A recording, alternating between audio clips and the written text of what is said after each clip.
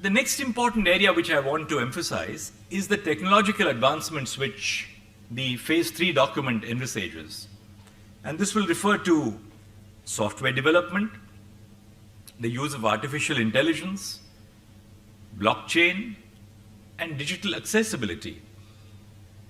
We are conscious of the fact that artificial intelligence has the flip side as well. For instance, we would be very difficult and diffident in allowing artificial intelligence to tell us what sentence to hand down following a conviction in a criminal case. Many courts across the world have experimented with it. I don't think that we as judges would ever want to cede our discretion, which we exercise on sound judicial lines, in terms of sentencing policy. But at the same time, artificial intelligence is replete with possibilities. It's now par for the course in a hearing in the Supreme Court to have a record of 10,000 pages or 15,000 pages. Appeals which come to us from the specialized tribunals, like the APTEL, the Electricity Tribunal, or the Competition Commission, have huge records. How do you expect a judge to digest evidence in a statutory appeal in a record involving 15,000 pages? Artificial intelligence can prepare the entire record for you.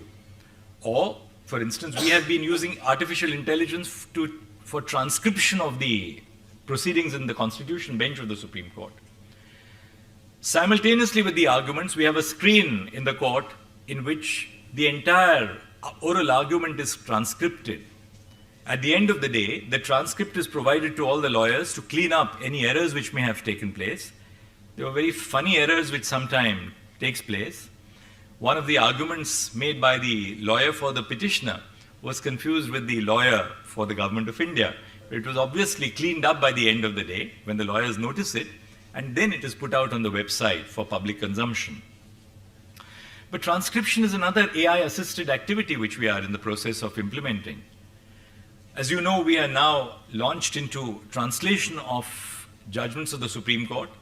There are about 34,000 judgments, core 34,000 judgments of the Supreme Court since independence. All of these judgments were digitized by providing an ESCR free of charge. And the idea behind this initiative, which I was pursuing since 2016, but I realized that some things can only be achieved when you become Chief Justice, because perhaps people listen to you better. I don't know what the secret to that is. Justice Muralidhar is also an example of that. But what happened is that I thought that we must put out our judgments which should be available free of charge. The private software developers provide great service. But why should it be that a citizen has to pay the kind of charges which are levied by private software developers when our law colleges are not resourced? Our lawyers in the talukas or the district courts are not resourced to pay for the software. In about 2 months after I took charge, we have all the 34,000 judgments now in the form of an ESCR. But we are not stopping at that. What better way, I thought, to provide access to justice to our common citizens than providing our judgments in a language which our citizens understand? And therefore, we are now in the process of using artificial intelligence. IIT Madras, which I believe is going to be making a presentation here, is at the forefront of that activity. But we've also used our retired district judges across high courts to verify the correctness of the translation which is being made before these translated judgments are put out on the internet.